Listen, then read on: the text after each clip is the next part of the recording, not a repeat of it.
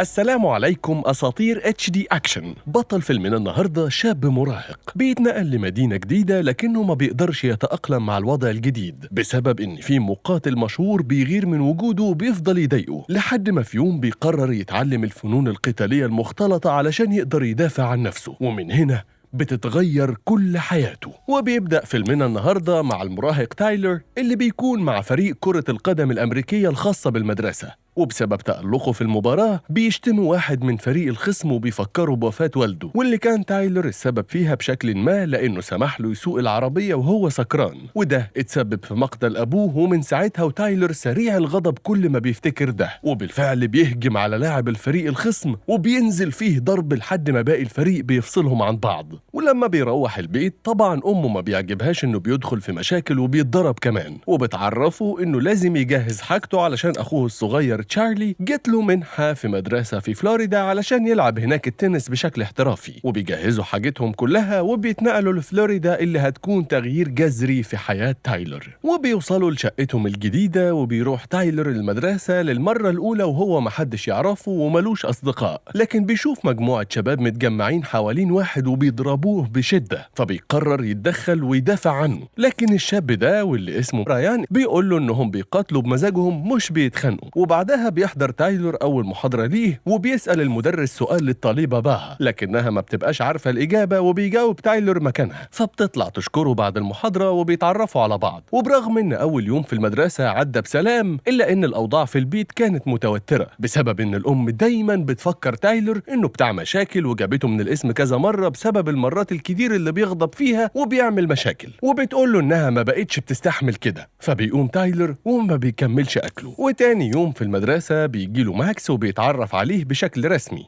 وبيقول له انه شاف الفيديو بتاعه لما ضرب لاعب الفريق اللي كان قدامه، وبيفهمه ان كل حاجة في العصر ده بتنتشر على النت بسرعة كبيرة، وان الكل هنا في المدرسة شاف الفيديو بتاع تايلر واعجب بيه كمان. بعدها بيكلموا عن القتال اللي كان بيتعرض فيه للضرب، وبيأكد له انه كان مترتب زي التدريب كده، وانه بيتدرب على ايد محترف في الفنون القتالية المختلطة اسمه روكا. وبيوري له فيديو ليه، بس تايلر عنده مشاكل كفاية بسبب القتال، فبيقول له انه مش مهتم بالقتال نهائي. وبرغم عدم اهتمامه إلا إن المدرسة كلها شافت الفيديو بتاعه ومستنيين يشوفوا قتال جديد للطالب اللي ضرب لاعب الفريق الخصم، لدرجة إن باها بتيجي تعرض عليه يحضر حفلة في الليل علشان يسهروا وينبسطوا شوية، وبتديله العنوان. وبالفعل بيجهز تايلر بالليل وبيروح الحفلة اللي بينبهر بالبيت اللي معمولة فيه، وده بسبب إن البيت كبير جدا عكس شقتهم الصغيرة اللي عايشين فيها. وهنا بيتعرف على صاحب البيت ده واللي اسمه رايان، وده بيكون مقاتل عنيف ومغرور جدا بنفسه، وبياخد تايلر علشان يوريه القتال الصغير اللي بيعمله عنده في الجنينة علشان الكل يطلع الغضب اللي جواه. وفجأة رايان بيجمع كل الموجودين وبيعرفهم انه هيقاتل تايلر، وطبعا هو بيعمل كده علشان يثبت لنفسه بعد ما زادت شعبية تايلر بسبب الفيديو اللي انتشر. فبيفضل تايلر يرفض القتال رغم إصرار رايان، فبيسأله رايان عن سبب وجوده هنا لو كان مش هيقاتل. فبيبص تايلر ناحية باها وبيفهم رايان انه معجب بيها، فبيروح يقف جنبها وبيعرفوا انها حبيبته علشان يفهم تايلر انه اتعمل له فخ، وبها جابته هنا علشان يقاتل حبيبها المغرور رايان. لكنه برضه بيفضل رافض القتال وبيقرر يمشي من المكان. بس هنا بيبدأ رايان يتكلم عن موضوع موت والد تايلر، وانه هو السبب في موته لانه سابه يسوق العربية وهو سكران. فبيتعصب تايلر وبيدخل في قتال مع رايان اللي بيبقى مقاتل عنيف جدا ومحترف، وما بيقدرش تايلر يوجه له لكمة واحدة حتى غير عن طريق الغش. فبيضربه رايان وبيفضل يذل فيه قدام الكاميرا وكل الموجودين، بس تايلر ما بيعرفش الاستسلام، وفي كل مرة بيقع فيها بيقوم من تاني، وده بيعصب رايان أكتر وبيوجه له ركلة قوية جدا بتخلي تايلر يغمى عليه، وماكس بيروحوا البيت. وبيدخل عليه تشارلي تاني يوم وبيلاقي إن وشه بايظ خالص، ومقرر إنه ما يروحش المدرسة تاني غير اما يخف. في الوقت اللي فيه رايان بيتفاخر بضربه لتايلر اللي نجمه سطع عليه، لحد ما بيقرر ماكس إنه يروح لتايلر ويشوف ليه مش بيجي المدرسة، وبيديله اسطوانة عليها مهارات المعلم بتاعه روكا، وبيطلب منه يروح له الصالة الرياضية ويحسن من مهاراته علشان ينتقم من رايان. وبالفعل تاني يوم بيقرر تايلور يروح يجرب ويشوف المكان عند روكا، وبيستقبله ماكس أول ما بيدخل. وطبعا بيفهم روكا إنه أول ما بيشوف تايلور إنه عايز يتعلم القتال علشان ينتقم من اللي بوظ وشه كده، وبيطلب منه يجي بكرة لصف المبتدئين مع ماكس، لكنه بيرفض وبيطلب منه يجربه مع الصف المتقدم اللي بيتدرب دلوقتي. وبيوافق روكا وبيخلي تايلور يدخل في الأجواء معاهم على طول، وده بيكون صعب جدا على تايلور اللي متأخر في كل الحركات عن باقي زمايله. لكن الإصرار اللي بيشوفه روكا في عيون تايلور بيخليه يقبله وبيطلب منه يجي بكرة، لكن لازم يعرف القاعدة الأساسية عند روكا، وهي إنه ما ينفعش يقاتل خارج الصالة الرياضية وإلا هينطرد. فبيوافق تايلور. وفي الليل بتروح باها لتايلور البيت علشان تعتذر له عن اللي حصل، وبتفهمه إنها ما كانتش تعرف إن ريان هيعمل كل ده، وبتحكي له إنها اتنقلت من كذا مدرسة قبل كده، ولما وصلت المدرسة اللي هم فيها حاليا شافت ريان والموضوع مشي بسرعة علشان كده هي معاه دلوقتي. لكن تايلور ما بيفرقش معاه كل ده وما بيقبلش اعتذارها بسبب غضبه من اللي عمله فيه ريان، فبتمشي باها وهي زعلانة. وتاني يوم بيروح لروكا بدري عن ميعاده ساعة وبيطلب انه يتدرب اكتر قبل ما يجي باقي الطلاب.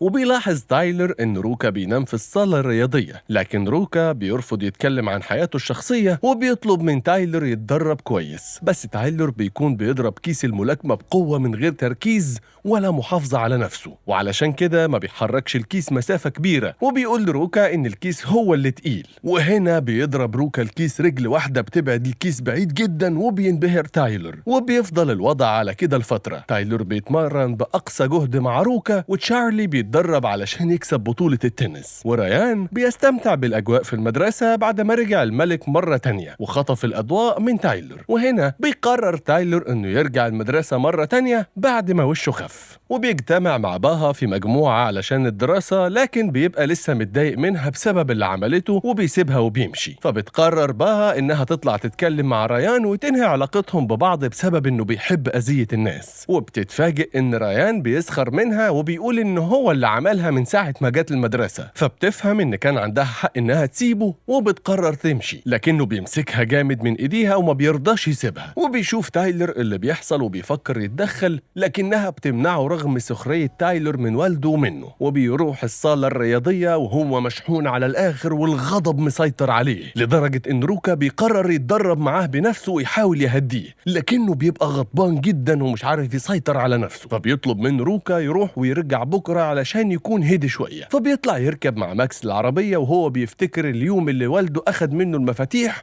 وإنه ما قدرش يمنعه يسوقه وهو سكران. كل التراكمات دي خلت تايلور ينزل من العربية ويزعق مع الناس اللي في العربية اللي وراهم بسبب انهم عمالين يقربوا منهم. فبينزل 3 شباب من العربية وبيقرر تايلور يدخل في قتال معاهم علشان ينفس عن غضبه، وبالفعل بيمسكهم يضربهم كلهم باستخدام المهارات اللي اتعلمها من روكا. وطبعا ماكس اللي ما بيسيبش الكاميرا من ايده بيصور على طول المشهد القتالي ده وبيرفعه على النت علشان المدرسة كلها تشوفه. وبترجع سيرة تايلور من تاني في المدرسة، وده بيضايق ريان لانه بيحب يبقى هو النجم الاوحد بسبب غروره. فبيدخل ورا تايلور الحمام وبيوقعه على الارض وبيقول له انه ولا حاجه وانه يقدر يضربه هنا دلوقتي، لكن مفيش حد بيتفرج، وده كل اللي بيهم ريان. وبيتحداه انه يدخل بطولة بيت داون اللي ريان كسبها مرتين قبل كده. فبيقعد تايلور مع ماكس وبيسأله عن موضوع البطولة، وبيعرف منه انها هتتعمل الشهر اللي جاي وانه هيسجل له فيها علشان يواجه ريان. وتاني يوم بيروح تايلور للصالة الرياضية، بس طبعا روكا شاف الفيديو على النت وبيشوف ايد تايلور كمان المصابة بسبب الضرب بتاع امبارح، وبيكون حاسم جدا معاه وبيطلب منه يمشي وما يرجعش ابدا. بس تايلور بيفضل يجي كل يوم وبيقف قدام الصالة على امل ان روكا يرجعه من تاني، لدرجة انه بيفضل قاعد قدام الصالة هو وماكس مستنيين روكا يطلع في اي حتة علشان يتكلموا معاه. وبيروح تايلور وراه السوبر ماركت وبيعتذر انه دخل في قتال، وبيعرفه موضوع والده وانه دايما حاسس انه هو السبب علشان ما قدرش يمنعه، ومن ساعتها وهو غضبان على طول. لكن المكان الوحيد اللي بيقدر يسيطر فيه على غضبه هو الصالة بتاعت روكا. وهنا روكا بيقرر يرجعه تاني وبيطلب منه يجي بكرة. وأول ما بيرجع للصالة بيبدأ معاه روكا تدريبات قاسية جدا علشان يطور من قوة تايلور ومستواه. طبعا في البداية بيواجه تايلور صعوبة كبيرة في التأقلم مع التدريبات القوية دي، لكنه مرة مع مرة وبسبب إصراره بيقدر يوصل لمستويات متطورة جدا، لدرجة انه بقى بيهزم روكا نفسه في السباق. وفي اليوم ده بالتحديد قرر يسأل روكا عن عيلته سبب إنه عايش في الصالة، فبيعرفوا روكا إن أخوه اتخانق مع راجل مهم، والراجل ده دخل الحانة وقتل أخو روكا، ولأنه كان الابن المفضل ما قدرش روكا يرجع يواجه والده من 7 سنين. وبعدها في الصالة بيبدأ روكا يعلم تايلور حركات إخضاع وإزاي يتخلص منها كمان لو حد عملها له. ولما بيروح البيت بيعرف إن أخوه في بطولة التنس، فبيروح يشجعه، وأمه نفسها بتحس بالتغيير الإيجابي اللي بيحصل لتايلور. حتى تايلور نفسه بيحس بكده، وبيروح يعتذر لباها على وقحته معاها بعد ما اعتذرت، وبتقبل اعتذاره. وبيجيله ماكس يعرفه إن البطولة بكرة، لكن تايلور ما بيكونش مهتم لأن دي الحاجة اللي عايزها ريان، وبينسحب من البطولة. بس لما ريان بيعرف الموضوع ده بيتعصب جدا، لأنه حتى لو كسب البطولة مش هيبقى هزم تايلور اللي الأضواء كلها عليه، وبيفكر يدبر مكيدة علشان يجبره يدخل البطولة. وبيروح يستدرج ماكس اللي خارج من الصالة، وبياخده معاه للبيت على أساس إنهم يتدربوا شوية. وبيشوفهم روكا وهم ماشيين، بس الموضوع ما بيبقاش مجرد تدريب في بيت تايلور، لأنه بينزل بالضربات على ماكس وبيتسبب في جروح بالغة ليه. وبيروحوا يرموه تحت بيت تايلور اللي بياخده وبيجري على المستشفى، وبتبقى حالته حرجة جدا.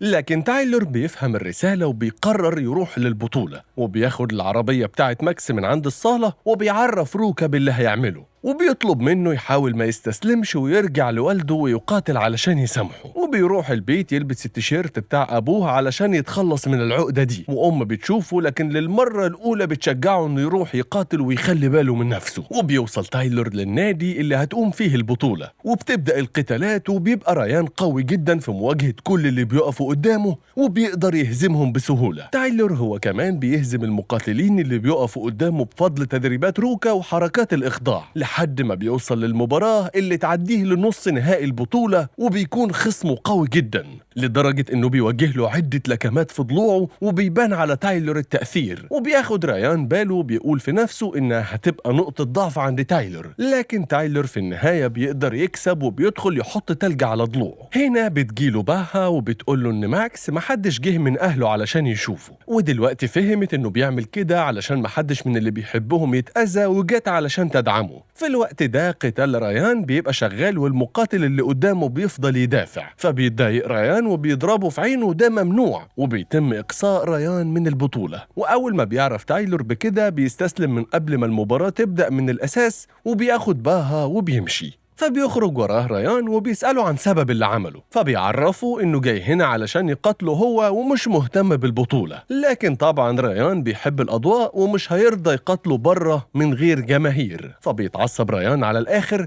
وبيروح يهجم عليه، وبيبدأ بينهم القتال الملحمي على أضواء كشافات العربيات. وبيعرف اللي بيحضر نهائي البطولة إن البطولة الحقيقية بتتلعب بره، والكل بيتفرج على تايلور وريان. ورغم إن القتال كان متكافئ في البداية، إلا إن ريان قرر يستغل الإصابة بتاعة تايلور، وبيفضل يضربه فيها، وبيمسكه من رقبته، وبيكون خلاص هيفقد الوعي ويخسر. لكن تايلور هنا بيفتكر كل أصدقائه وأهله اللي ممكن يعانوا بسبب الخسارة دي، وبيقرر يقلب الوضعية زي ما علمه روكا، وبينزل على ريان بالضربات لحد ما بينفذ نفس الركلة اللي ضرب بيها كيس الملاكمة، وبعده مسافة كبيرة جدا. وبيقع ريان على الأرض وما بيكونش قادر يتحرك، فبيكسب تايلور أخيرا. ولما بيروح المدرسة وبيشوف ريان، بيقدم له ريان الاحترام بسبب قوته وشجاعته في القتال. روكا هو كمان بيقرر ياخد بنصيحة تايلور ولما حاجته، وهيرجع لوالده من تاني. وبكده يبقى اتحسنت حياة تايلور أخيرا، حبيبة بتحبه،